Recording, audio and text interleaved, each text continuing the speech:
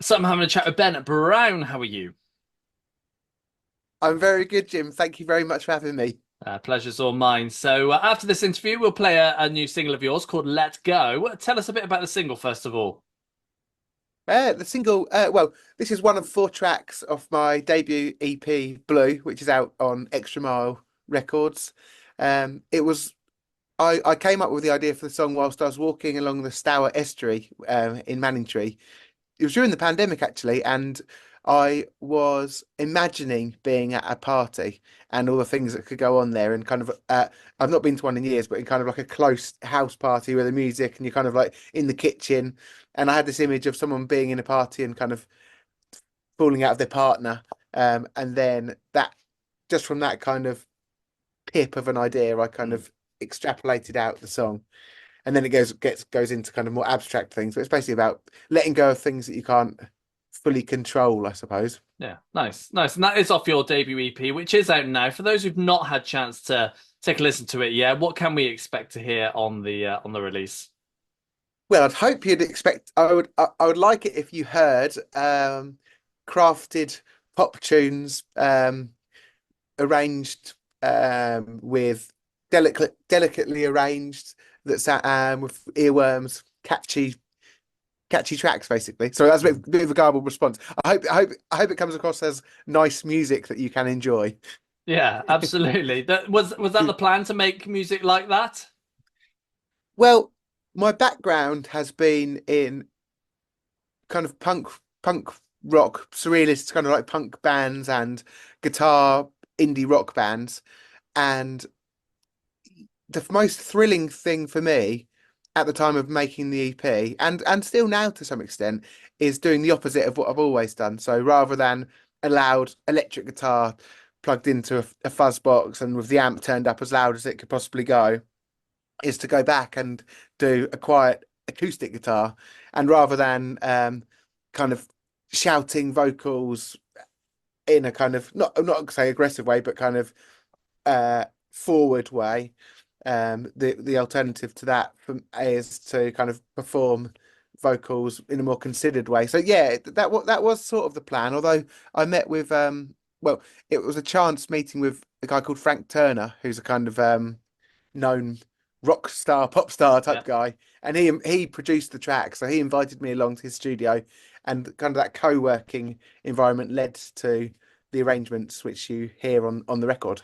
Nice, nice. And people get the chance to hear these tracks live because you're about to head out on tour with Skinny Lister, but you can't wait to be out on the road.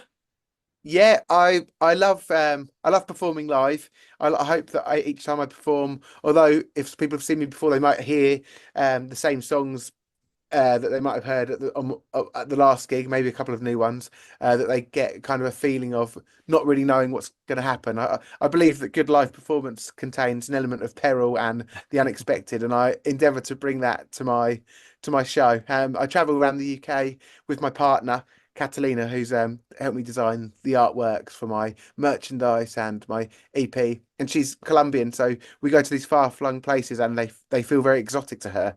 So that's makes it to see it through her eyes makes it even more enjoyable when you Yeah. go to somewhere like I don't know again Wrexham, which might not sound the most exciting place. I'm sure but when you get there, you realize oh, it is a really exciting place.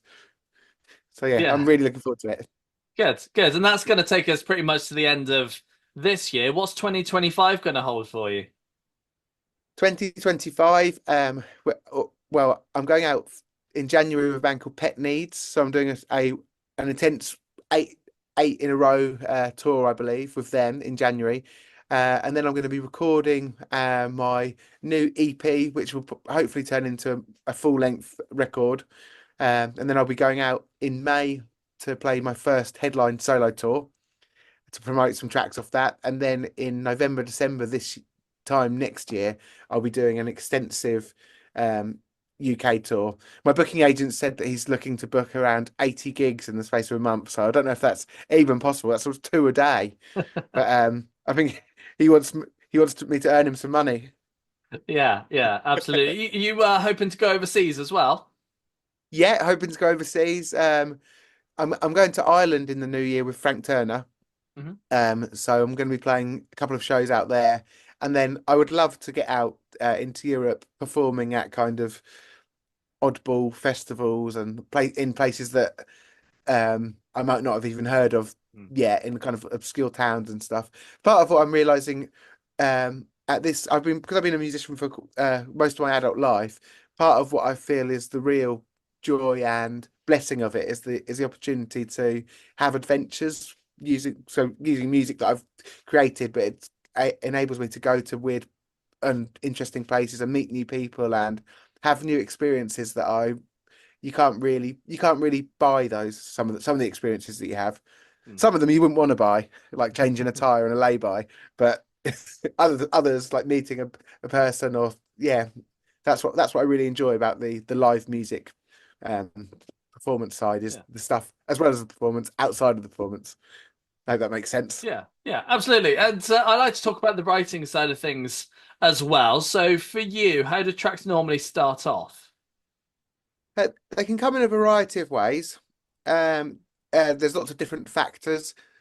I mean, the most sure, if anyone's looking to write songs, the most surefire way to kind of get an idea is to put yourself in a position where an idea can come to you.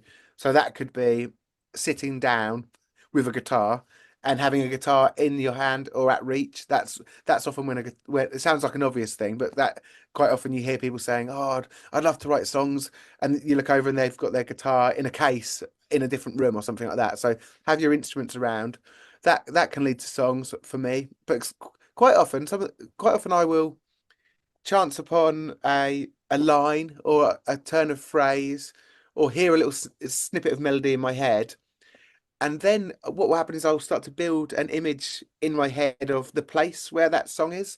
So, for example, in Let Go, I was imagining this party, and that was enough for me to kind of zoom in as if you had a camera on Zoom. I can zoom in on that image and pick up enough detail to kind of build outwards from that. And then as you zoom out, the world that you're creating starts to open up and you can start to pull in more abstract or surreal that may seem kind of not connected to the initial idea, but they're all kind of stemming off. So yeah, it's quite often just thinking or repetition going round and round and round. But I've yeah, to be honest, the easiest way to come up with something is to put yourself in a position where it can happen. And that sounds like a very obvious thing, but so get the guitar in your hand. Yeah, sometimes I'll do a technique where I'll pull out different, if I'm stuck for a line, I'll pull three books off the shelf and just open them up and let my eyes scan until my eyes pick a word or pick a phrase, and then I'll jot that down and I'll pick another book and I'll you think it's plagiarism, but what you're actually doing is your brain is you're reading words or phrases and they're going through your brain and filtering. Then I put them down on the paper and then I start to pull them round or cross out words and move them round and then I'll maybe rewrite that phrase or something or get rid of that phrase and I'll have started off that will be enough to kickstart me into something. So pulling influence from as many things as possible uh whilst not getting completely distracted because the world's a really distracting place now. Yeah, yeah, it So, most certainly is. as, as- yeah, so like things like on your, I try to keep my phone away if I can because I don't know about yourself, but I find my phone can be a detrimental to creativity sometimes, even though there's so much on there as a resource. It's useful, but I try to use specific devices. For example, I've got a little handy camera here which I'll use for shooting video rather than using my phone. And yeah, trying to compartmentalize little creative jobs and stuff like that. But yeah, so I hope that gives some Yeah, insight to yeah, the variety of processes. absolutely. Ben, it's been a pleasure having a chat with you. Yeah, you too, Jim. Thank you so much.